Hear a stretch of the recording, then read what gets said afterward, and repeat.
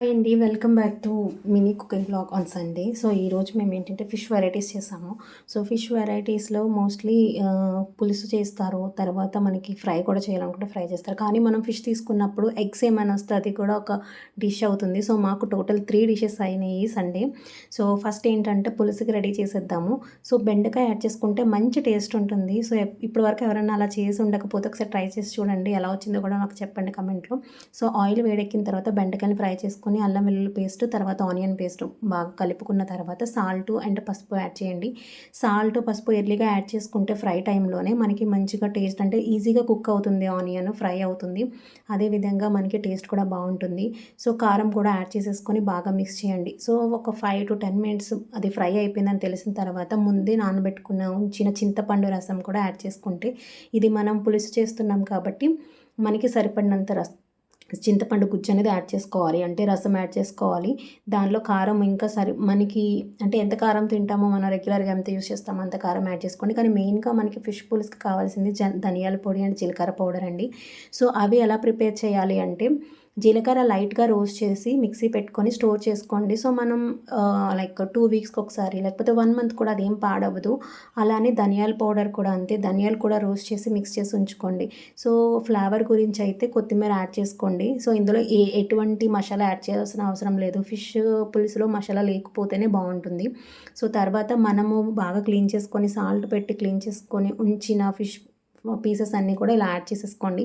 ఒక 10-15 మినిట్స్ అంతే. అంతకన్నా ఎక్కువ కుక్ అవసరం లేదు ఫిష్‌కెప్పుడు.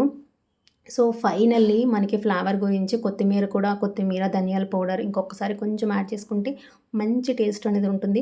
ఒకసారి సింపుల్‌గా ట్రై చేసేసి ఎలా వచ్చిందనేది చెప్పండి. ఇప్పుడు మనం సెకండ్ డిష్ చూసేద్దాం. ఫస్ట్ అయితే ఫిష్ బాగా వాష్ చేసుకొని పసుపు యాడ్ చేయండి. సరిపడినంత కొంచెం చిటికెడు లేకపోతే చిన్న స్పూన్ అంటూ. తర్వాత మనకి అల్లం వెల్లుల్లి పేస్ట్ కూడా యాడ్ చేసుకోండి. ఈ 2 బాగా మిక్స్ చేసుకున్న తర్వాత సరిపడినంత కారం ఏసుకోండి. మేము క్లీన్ చేసేటప్పుడు సాల్ట్‌తో క్లీన్ చేస్తాం కదా! సో, తర్వాత మళ్ళీ సరిపడినంత సాల్ట్ కూడా యాడ్ చేస్తాం. తర్వాత ఒక లెమన్ కొంచెం ఒక హాఫ్ లెమన్ ఆర్ 1/4 లెమన్ అనేది స్క్వీజ్ చేయండి.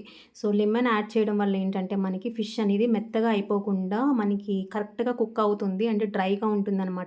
గట్టిగా ఉంటుంది. ఫ్రైకి చాలా బావుంటుంది. తర్వాత జీలకర్ర పొడి, ధనియాల పొడి అండ్ కొంచెం గరం మసాలా. గరం మసాలా ఫ్రైకి యాడ్ చేసుకోవడం వల్ల మనకి రెస్టారెంట్ స్టైల్ కొంచెం స్మెల్ కానీ, టేస్ట్ కానీ బావుంటుందనమాట. సో, ఇలా ట్రై చేయండి. అంతే ఇంకెక్కువ ఇంగ్రీడియెంట్స్ ఏం అవసరం లేదు. సింపుల్‌గా యాడ్ చేసేసుకున్న తర్వాత మిక్స్ చేసేసుకోండి బాగా. బాగా కలిపిన తర్వాత ఒక 5 మినిట్స్ ఇనఫ్. అంత ఎక్కువ టైం మనము దీన్ని మ్యాగ్నేట్ చేయాల్సిన పని లేదు చికెన్‌లాగా. సో, జస్ట్ ఒక 5-10 మినిట్స్ అలా పక్కన పెట్టేసుకున్న తర్వాత పాన్ పెట్టుకొని డీప్ ఫ్రైకెళ్ళొద్దు. డీప్ ఫ్రై చేసుకున్నప్పుడు ఏంటంటే అది అంత తినడానికి కూడా అంటే బావుందనుకుంటాం గానీ ఇంట్లో చేసినప్పుడు అవసరం లేదు. ఇలా సింపుల్‌గా చిన్న పాన్ తీసుకొని లైక్ మన దోస ఏసే పాన్ ఉంటుంది కదా! ఆ పాన్ మీద కొంచెం ఆయిల్‌తో కుక్ అయిపోతుంది. సో, ఇలా చేయడం వల్ల మనకైతే మంచిది. అంటే ఆయిల్ కూడా ఎక్కువగా వేస్ట్ అవ్వదు. డీప్ ఫ్రై చేసిన ఆయిల్ మళ్ళీ మనము దాన్ని స్టోర్ చేసి సెకండ్ టైమ్ యూజ్ చేసి అలా ఉండదు. చక్కగా తక్కువ ఆయిల్‌తో ఇంతే ఆయిల్ ఏసాం మనం దీని అంతటికి.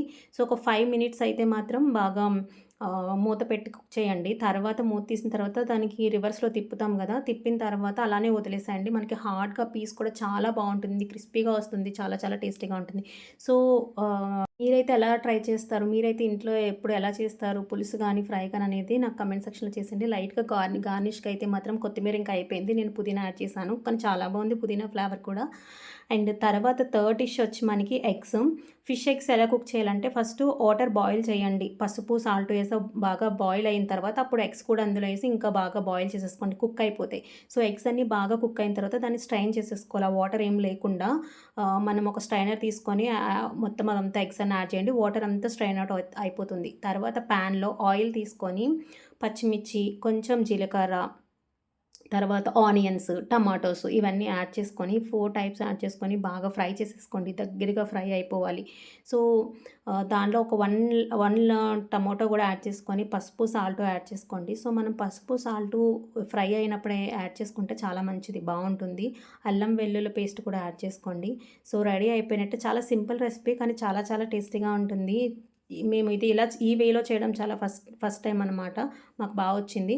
కొంచెం కారం కూడా యాడ్ చేసుకొని ధనియాల పౌడర్ అండ్ జీలకర్ర పౌడర్ ఇక్కడ మేము మసాలా ఏమి యాడ్ చేయలేదు. సో బాగా మిక్స్ చేసేసుకున్న తర్వాత వాటర్ యాడ్ చేసి మూత పెట్టండి.